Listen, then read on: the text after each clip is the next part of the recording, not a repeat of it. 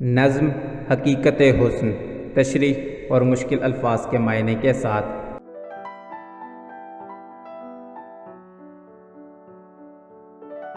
حصہ دوم نظم حقیقت حسن، اشعار 7، کتاب بانگ درا۔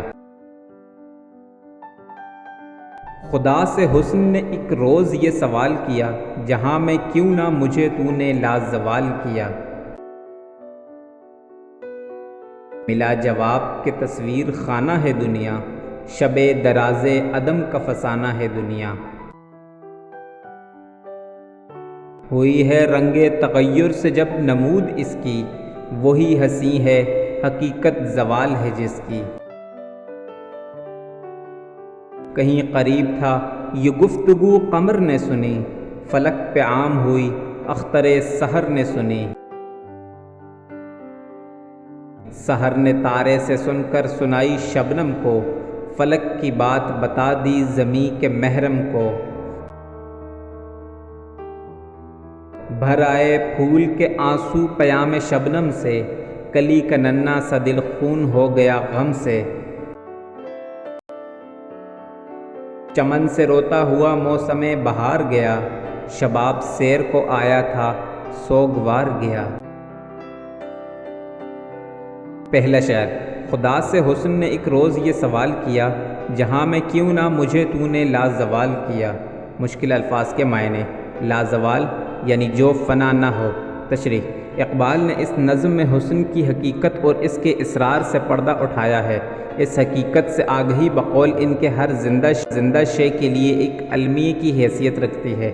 فرماتے ہیں، حسن نے ایک روز خدائے ذوالجلال سے استفسار کیا کہ ہر شے پر قدرت رکھنے کے باوجود تو نے مجھے لافانی کیوں نہیں بنایا، یعنی مجھے لازوال یعنی مجھ پر زوال نہ آنے والا کیوں نہ بنایا۔ دوسرا شعر۔ ملا جواب کہ تصویر خانہ ہے دنیا، شب دراز عدم کا فسانہ ہے دنیا۔ مشکل الفاظ کے معنی۔ تصویر خانہ یعنی تصویروں والا گھر یا مختلف صورتوں کا مرقع۔ شب دراز عدم یعنی فنا یا نیستی کی لمبی رات، تشریح۔ دوسرے شعر میں فرماتے ہیں کہ خدا کی جانب سے جواب آیا کہ یہ دنیا ایک تصویر خانہ ہے جس میں طرح طرح کی تصویریں لگی ہوئی ہیں۔ تصویر اصل شے کا عکس ہوتی ہیں، یہ دنیا تو فنا کی لمبی رات کی ایک کہانی ہے۔ تیسرا شعر۔ ہوئی ہے رنگ تغیر سے جب نمود اس کی، وہی ہنسی ہے حقیقت زوال ہے جس کی۔ مشکل الفاظ کے معنی۔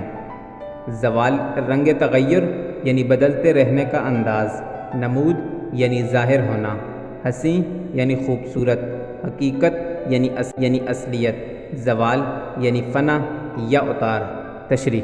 یہ دنیا تو تغیر کے رنگ سے ہی سامنے آتی ہے، یعنی دنیا کی اشیاء بدلتی رہتی ہیں، صبح کے بعد دوپہر، دوپہر کے بعد شام اور پھر رات، لڑکپن کے بعد جوانی اور جوانی کے بعد بڑھاپا، یہی تغیر یعنی تبدیلی کا رنگ ہے۔ چوتھا شعر۔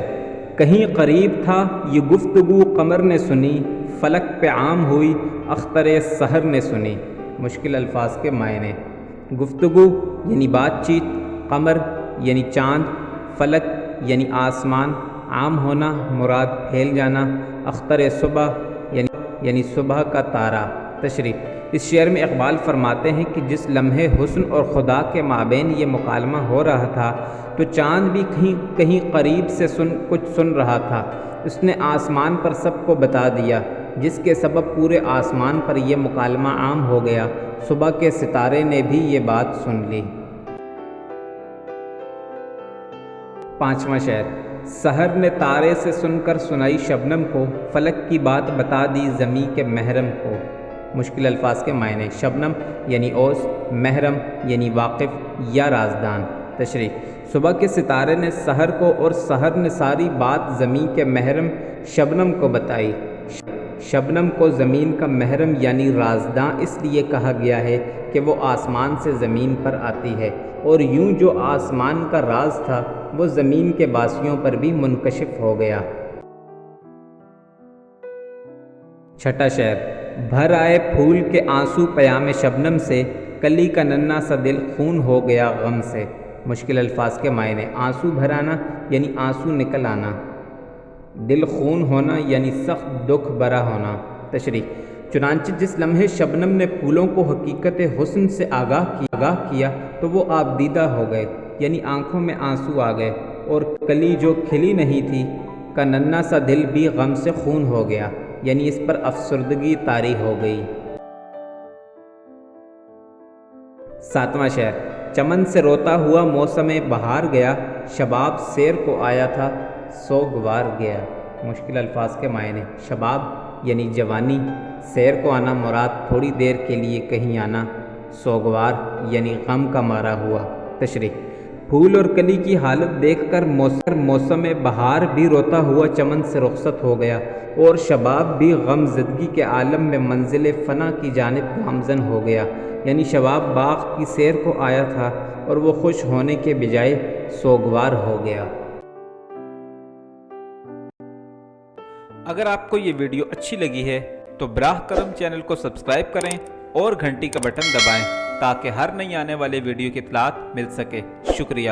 If you like the video, please subscribe to the channel and press the bell icon so that notification for each new upcoming video can be found. Thanks.